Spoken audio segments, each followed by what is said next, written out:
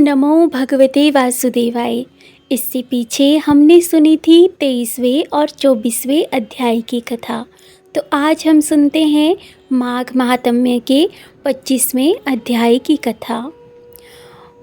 उसके उपरांत पिशाच कहने लगा कि हे मुनि, केरल देश का ब्राह्मण किस प्रकार मुक्त हुआ, ये कथा कृपा करके विस्तार पूर्वक कहिए।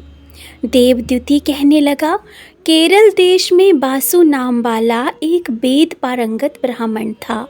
उसके बंधुओं ने उसकी भूमि छीन ली, जिससे वह निर्धन और दुखी होकर अपनी जन्मभूमि त्याग कर देश विदेश में घूमता किसी व्याधि से ग्रस्त होकर मृत्यु को प्राप्त हो गया। उसका कोई बांधव न होने के कारण उसकी और वैदिक क्रिया नहीं हुई और ना ही उसकी कोई दाह क्रिया हुई। इस प्रकार क्रिया के लोप होने से निर्जन वन में प्रेत होकर चिरकाल तक वह फिरता रहा। शीत, ताप, भूख प्यास के दुख से हाहाकार करता हुआ वह नंगे शरीर रोता फिरता था, परंतु उसको कहीं से भी कोई सद्गति नहीं दिखाई देती थी। सर्वथा ना दान ना देने से वे अपने कर्म फल को भोगता था। जो लोग अग्नि में आहुति नहीं देते, भगवान का पूजन नहीं करते, वे आत्मविद्या का अभ्यास नहीं करते, अच्छे तीर्थों से विमुख रहते हैं।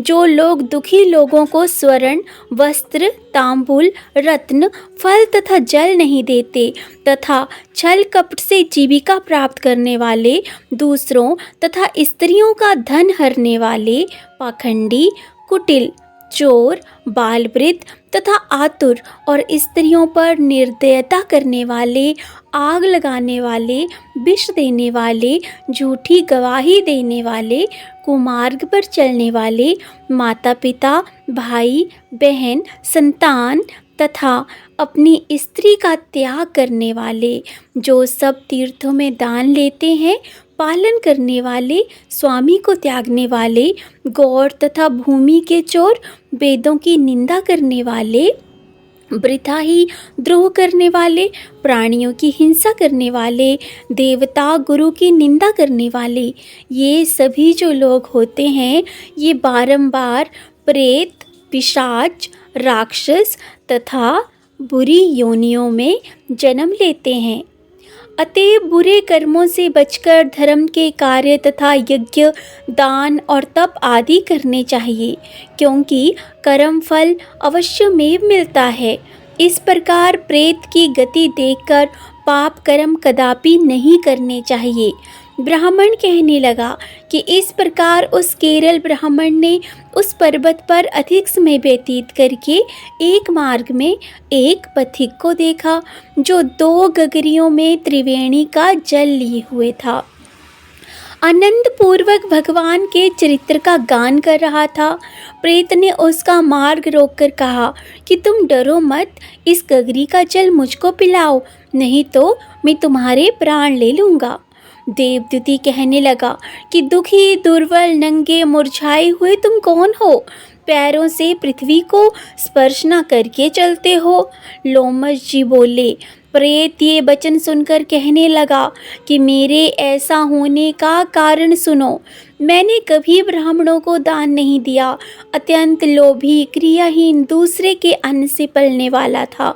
मैंने कभी किसी को भिक्षा नहीं दी, ना दूसरे के किसी भी दुख से दुखी हुआ। प्यासे प्राणियों को मैंने कभी जल नहीं पिलाया।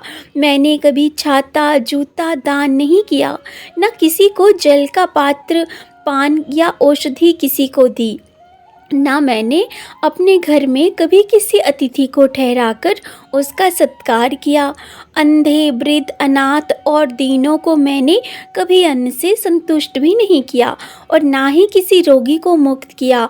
ना कभी ब्राह्मणों को दान दिया, ना कभी अग्नि में हवन किया।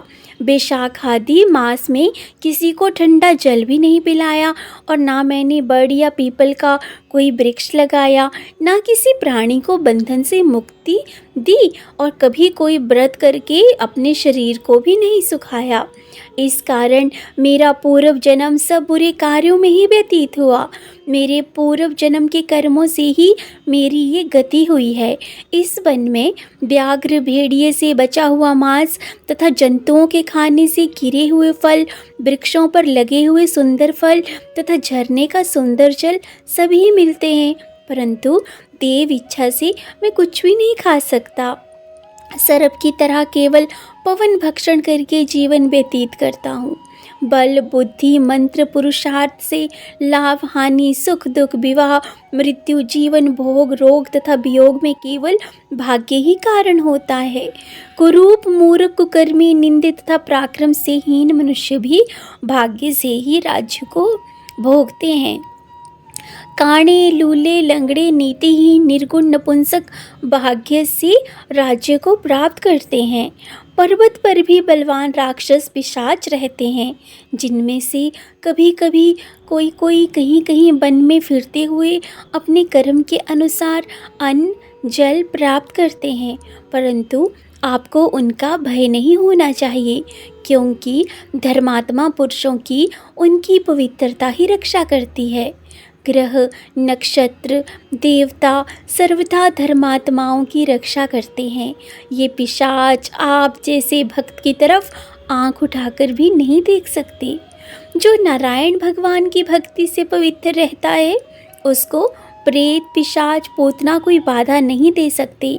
भूत, बेताल, पिशाच, गंधर्व, काकिन, शाकिनी ग्रह, रेवती, यज्ञ, मात्र ग्रह, भयंकर ग्रह, कृत्या, सर्प, कुष्मांड तथा दूसरे दुष्ट जंतु पवित्र वैष्णव की तरफ तो देख भी नहीं सकते। जिसकी जीभा पर गोविंद का नाम, हृदय में वेद तथा श्रुति विद्यमान है, जो पवित्र और दानी है, उनको कभी कोई भय नहीं हो सकता। हे ब्राह्मण, इस प्रकार कर्मों को फल भोगता हुआ मैं यहाँ रहता हूँ, ऐसा सोचकर मैं शोक नहीं करता। एक बार मैं ज्वालिनी नदी के किनारे पर गया था। वहाँ पर घूमते हुए मैंने एक सारस के वचनों को सुना था। तो ये आज हमने सुना 25वां अध्याय। तो इसी के साथ हम मिलेंगे कल इससे अगले अध्याय के साथ। तब तक आप सभी अपना और अपनों का ख्याल रखिए।